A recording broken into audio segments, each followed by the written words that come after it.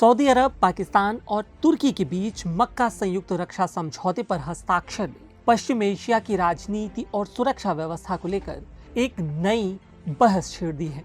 इन तीनों ही देशों का एक मंच पर आना क्षेत्रीय शक्ति संतुलन में बदलाव के संकेत के रूप में देखा जा रहा है। विशेषज्ञों का मानना है कि यह पहल ईरान के बढ़ते प्रभाव, अमेरिका की बदलती क्षेत्रीय भूमिका और पश्चिम एशिया की मौजूदा सुरक्षा चुनौतियों की पृष्ठभूमि में ही तैयार हुआ है। ईरानी मिसाइलों ने न केवल अमेरिकी सुरक्षा की पोल खोल दी है, बल्कि अरब देशों के बीच एकजुटता की कमजोरी को भी उजागर कर दिया है। दरअसल में सऊदी अरब लंबे समय से अमेरिका का प्रमुख रणनीतिक साझेदार और उसके हथियारों का बड़ा खरीदार रहा है। वहीं तुर्की नाटो का सदस्य है और उसके पास गठबंधन की सबसे बड़ी सेनाओं में से एक है। इसके अलावा तीसरा देश पाकिस्तान इस समूह का एकमात्र परमाणु हथियार संपन्न देश है। इन तीनों की सामरिक क्षमताओं ने इस समझौते को अंतर्राष्ट्रीय स्तर पर चर्चा का विषय बना दिया है। विश्लेषक मानते हैं कि मक्का में समझौते पर हस्ताक्षर कर सऊदी अरब ने न केवल खाड़ी के सुन्नी देशों बल्कि पूरे क्षेत्र को एक राजनीतिक और सामरिक संदेश देने की कोशिश की है।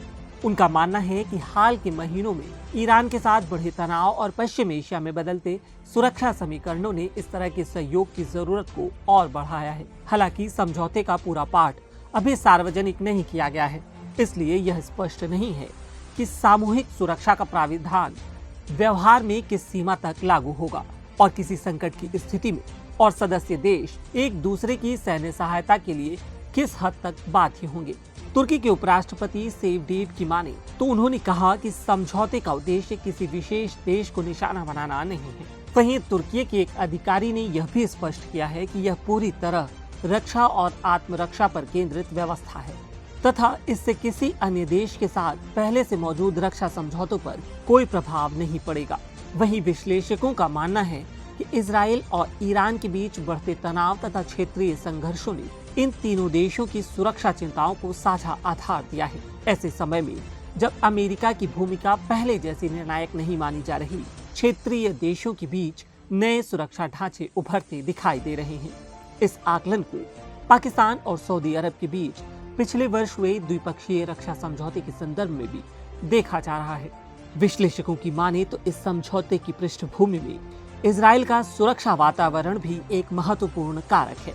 एपी में छपी खबर के अनुसार गजा, लेबनान और सीरिया में इजराइल की सैन्य कार्रवाइयों का पाकिस्तान, तुर्की और कई अन्य मुस्लिम देशों ने लगातार विरोध किया है। यहाँ पर बता दें कि पाकिस्तान अब भी इजराइल को मान्यता नहीं देता, जबकि तुर्की इजराइल के साथ संबंध हाल के वर्षों में काफी तनावपूर्ण कर चुका है।